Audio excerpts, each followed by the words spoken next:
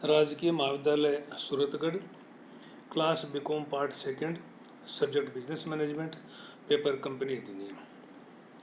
जैसा कि पूर्व में हम कंपनी के बारे में अध्ययन कर चुके हैं, कंपनी चाहे सार्वजनिक कंपनी हो या निजी कंपनी हो, इनकी परिभाषाएं विशेषताएं हम पहले पढ़ चुके हैं।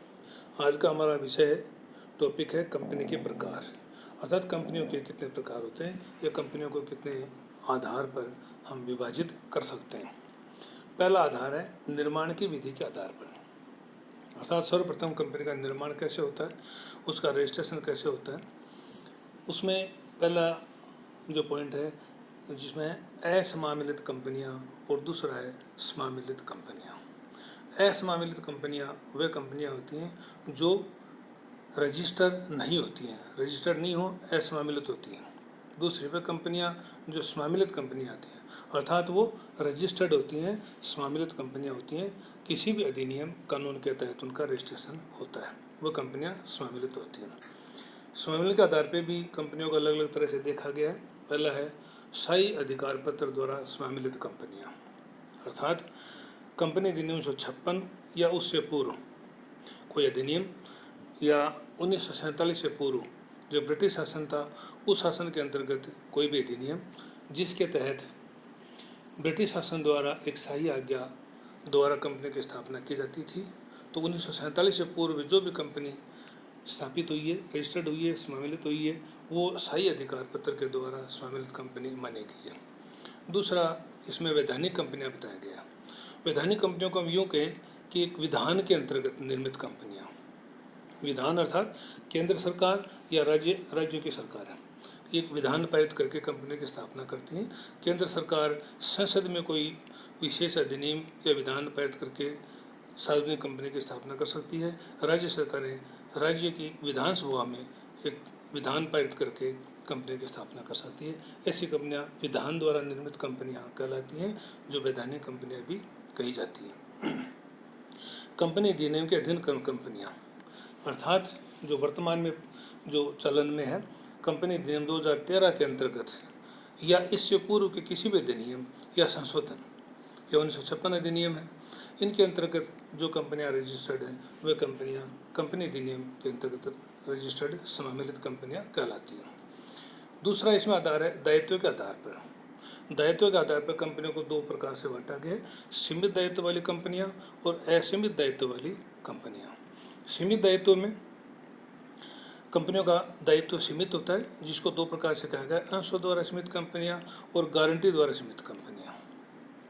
अंशों द्वारा सीमित कंपनियों में जो सार्वजनिक कंपनियां होती हैं, दोनों स्थिति में अंशों द्वारा गारंटी द्वारा, जो किसी भी सदस्य के द्वारा जो लिए गए अंश हैं वहाँ तक ही उनका सीमित दायित्व होता है।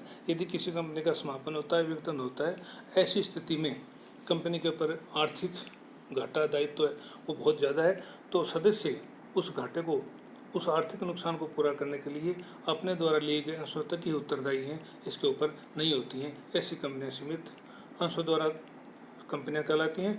दूसरी तरफ गारंटी द्वारा सीमित कंपनियां, ये वो कंपनियां होती हैं जिनके प्रवर्तक संचालक कंपनी को अच्छी तरह से कुशलतापूर्वक संचालन चाहते हैं। विशेष तौर से ऐसी कंपनियां नई कंपनियां होती हैं जिनका सफल संचालन करने हेतु प्रारंभिक प्रवर्तक हैं या प्रारंभिक अंशधारी, हम ये कहें सदस्य कहें, वो सदस्य ऐसा चाहते हैं इस कंपनी के मार्केट में अधिकाधिक शेयर विक्रय हों, जनता शेयरों के लिए अधिकाधिक मात्रा में आवेदन करें। तो उनको कई बार ऐसा भरोसा होता है कि आवेदन ना आए, तो ऐसी स्थिति में इसके जो प्रारंभिक सदस्य होते हैं वो अंशधारियों को एक और अतिरिक्त सीमित मात्रा तक गारंटी देते हैं, ताकि वो कंपनी के अंश खरीदने के लिए प्रेरित हों। उनको पता है कि 10 रुपये का शेयर है, इसमें 2 रुपये, 3 रुपये, 4 रुपये तक गारंटी दी जाती है। मार्केट में बेच के तो ज़्यादा पैसा कमाई जा सकता है, बाकी ज़्यादा पैसा डूबने की संभावना नहीं होती है, इसलिए वो अधिकाधिक अंश खरीदने के लिए प्रेरित होते हैं। ऐसी कंपनियां गारंटी द्वारा सीमित कंपनियां कहलाती हैं। असीमित कंपनियां, जैसा कि जिसमें दायित्व असीमित हो, जिसमें अंशों कंपनी के द्वारा लिए गए अंशों तक ही नहीं, जितना भी कंपनी के समापन के समय नुकसान हो उसके सदस्य ही उसकी पूर्ति करेंगे, ऐसी कंपनियां असीमित दायित्व वाली कंपनियां होती हैं, जिनको विशेष तौर से निजी कंपनियां कहा जाता है। तीसरा इसका आधार मुख्य सदस्यों की संख्या के आधार पर कंपनी के प्रकार, जिसमें पहला पॉइंट है सार्वजनिक कंपनियां, निजी कंपनियां और एक व्यक्ति कंपनियां। सार्वजनिक कंपनियों के बारे में हम पूर्व में अध्ययन कर चुके हैं, जैसा कि इसमें कम से कम 7 सदस्य होते हैं और अधिकतम कंपनी के द्वारा निर्गमित अंश या लिए गए सदस्यों द्वारा लिए गए अंशों तक इनकी अधिकतम संख्या होती है। न्यूनतम सदस्य 7 होती है और न्यूनतम संचालकों की संख्या उसमें 3 होती है। तो ऐसी कंपनी सार्वजनिक कंपनियां कहलाएंगी। दूसरी तरफ निजी कंपनियां कहेगी, अर्थात निजी कंपनी में कम से कम 2 सदस्य होने चाहिए और अधिकतम 200 सदस्य होते हैं। 200 से ऊपर निजी कंपनी सदस्य नहीं हो सकते, ऐसी कंपनी निजी कंपनी कहलाएगी। और एक व्यक्ति कंपनियां, कंपनी अधिनियम 2013 में ये भी प्रावधान कर दिया गया कि एक व्यक्ति की कंपनी भी हो सकती है। अगला आधार इसमें नियंत्रण के आधार पर कंपनियां बताई गई हैं। सूत्रधारी कंपनी, सहायक कंपनियां और सहयोजित सहचारी कंपनियां, 3 प्रकार की कंपनी बताई गई हैं। इसमें सूत्रधारी कंपनी और सहायक कंपनी दोनों को हम एक साथ समझेंगे तो ज़्यादा अच्छा रहेगा। ऐसी कंपनी जो पूर्व में विद्यमान है, संचालित है, सफलतापूर्वक अपना व्यापार कर रही है और उसकी आर्थिक स्थिति बहुत मजबूत है और इंफ्रास्ट्रक्चरल स्थिति भी उसकी ज़्यादा अच्छी है। और वो ऐसी कंपनी जो अपनी एक दूसरी सहायक कंपनी और खोलना चाहती है, ऐसी सहायक कंपनी की स्थापना करना चाहती है। तो जो कंपनी सहायक कंपनी की स्थापना करना चाहती है वो कंपनी उस सहायक कंपनी के कम से कम 51% शेयर खुद खरीदेगी और 49% यानी 49% शेयर ही मार्केट में निर्गमित करेगी। तो ये जो परिस्थिति है, इस परिस्थिति में पहली कंपनी जो 51% शेयर दूसरी कंपनी के क्रय करेगी तो पहली कंपनी सूत्रधारी कंपनी होगी और दूसरी सहायक कंपनी होगी। उसके लेखा जोखा, खाता और वित्तीय और सभी प्रकार की जो स्थितियाँ उन पर नियंत्रण सूत्रधारी कंपनी का ही होगा और उसकी सहायक कंपनी कहलाएगी। तीसरी इसमें बताई गई सहयोजित सहचारी कंपनियाँ, अर्थात ऐसी कंपनी जिस पर प्रमुख कंपनी का प्रभाव तो होता है लेकिन उसके 51% शेयर भी नहीं होते और उसका पूरा नियंत्रण भी नहीं होता है और वो कंपनी उसकी सहयोजित सहचारी कंपनी कहलाती है। अगला आधार इसमें दिया गया स्वामित्व के आधार पर कंपनियाँ। स्वामित्व के आधार पर सरकारी कंपनियाँ और गैर सरकारी कंपनियाँ। सरकारी कंपनियाँ ऐसी कंपनियाँ जिनमें 51% हिस्सा, अर्थात किसी भी कंपनी की 51% शेयर सरकार के पास हैं या राज्य सरकार के पास हैं या एक से अधिक राज्य सरकारों के पास हैं, जिनका पूरा नियंत्रण सरकार करता है क्योंकि उनके पास 50% से ज़्यादा 51% शेयर उनके पास है, इसलिए सरकार का इसमें नियंत्रण होता है, तो सरकारी कंपनी कहलाएगी। दूसरी तरफ गैर सरकारी कंपनियां, अर्थात ऐसी कंपनियां जो जिनका शेयर सरकार के पास बहुत कम मात्रा में होता है, अधिक या अधिकांश हिस्सा शेयरों का निजी उद्योगपतियों, निजी हाथों में होता है और उनका संचालन और नियंत्रण भी निजी हाथों में होता है, ऐसी कंपनी गैर सरकारी कंपनी कहलाती है। अगला आधार पूंजी बाजार में पहुंच के आधार पर कंपनियां बताई गई है।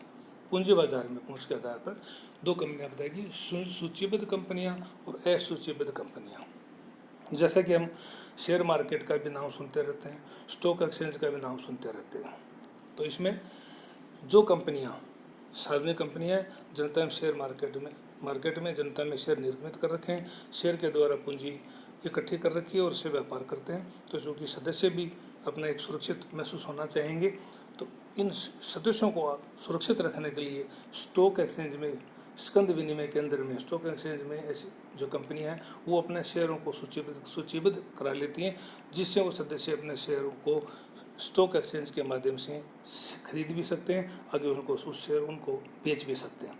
तो ऐसी कंपनियां जो लिस्टेड है, स्टॉक एक्सचेंज में लिस्टेड है, जिनके शेयर स्टॉक एक्सचेंज के माध्यम से क्रय और विक्रय किए जाते हैं, वो कंपनियां सूचीबद्ध कंपनियां होती हैं। और जिन कंपनियों के शेयर मार्केट में स्टॉक एक्सचेंज में सूचीबद्ध नहीं है वो कंपनियां असूचीबद्ध कंपनियां कहलाती हैं। इसका एक आखिरी और अन्य आधार है जिस कंपनियों को अन्य कंपनी के नाम से भी जाना जाता है। पहली कंपनियां धर्मार्थ कंपनियां। कुछ लोग धर्मार्थ कार्यों के लिए गैर लाभ और हानि कमाने के लिए भी कंपनी की स्थापना करते हैं। धर्म के कार्यों के लिए हम यूँ कह सकते हैं कि गरीबों को खाना खिलाने के लिए ऐसी कंपनियों की स्थापना की जाती है जो कंपनी स्थापित कर लेंगे और धर्म का कार्य करेंगे। खाना खिलाने के अलावा और भी बहुत से ऐसे धर्म के कार्य हैं जिनको अपनी कंपनियां रजिस्टर करा के संचालित करते हैं।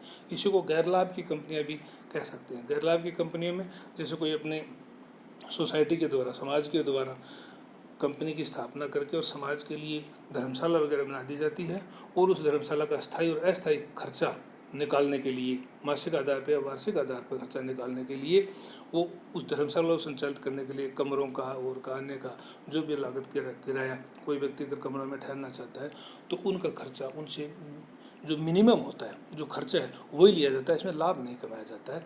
तो गैर लाभ की कंपनी ऐसी होंगी जो जनता के लिए, हित के लिए, अपने समाज के हित के लिए कार्य करेंगी। इसमें दूसरा जो कंपनियों का प्रकार बताया गया, लघु कंपनियां। लघु कंपनियां वो ऐसी कंपनियां होती है जिनकी अधिकृत पूंजी 50 लाख रुपए से अधिक नहीं होती, अर्थात 50 लाख रुपए तक होती है, या कंपनी के पार्षद सीमा नियम के अंतर्गत ऐसा उल्लेख किया गया है कि इसकी कंपनी 50 लाख पूंजी, अधिकृत पूंजी 50 लाख रुपए से अधिक भी हो सकती है, वो अपना कंपनी के प्रारंभिक सदस्य मिल करके तय कर सकते हैं, लेकिन ऐसी तय की गई पूंजी भी 5 करोड़ रुपए से ज़्यादा नहीं हो सकती। निष्क्रिय कंपनियां, अर्थात जो पहले सक्रिय थी, संचालन में थी और अब वो काम नहीं कर रही हैं, अब ना के बराबर व्यापक काम कर रही हैं, और उन्होंने रजिस्ट्रार के पास ऐसा आवेदन भी नहीं किया कि इनका समापन किया जाए, लेकिन मर्द प्राय पड़ी और कार्य नहीं कर रही, एक्टिव नहीं है, ऐसी कंपनियां निष्क्रिय कंपनियां होंगी। निधियां, अर्थात कोष का निर्माण करने के लिए भी ऐसी कंपनियां होती हैं, जन कल्याण के लिए, सामाजिक कार्यों के लिए कार्य करने के लिए कई बार ऐसी कंपनी की स्थापना कर ली जाती है। वो कार्य नहीं करती हैं, सिर्फ फंड का निर्माण करती हैं, कोष का निर्माण करती हैं, और आवश्यकता पड़ने पर उस फंड का सदुपयोग समाज हित में किया जाता है, जनहित में इसका सदुपयोग किया जाता है। ऐसी कंपनियों को निधियों के अंतर्गत कंपनियां कहलाती हैं। विदेशी कंपनियां अंतिम, अर्थात ऐसी कंपनी जो भारत में व्यापार कर रही है और उसका रजिस्ट्रेशन, समामेलन और प्रधान कार्यालय विदेश में है, अर्थात विदेशी किसी अधिनियम के अंतर्गत उसका समामेलन और रजिस्ट्रेशन हुआ और व्यापार कर रही है भारत में, ऐसी कंपनी विदेशी कंपनियां कहलाती हैं। तो मुख्य रूप से कंपनियों के प्रकार में ये प्रमुख बातें बताई गई हैं।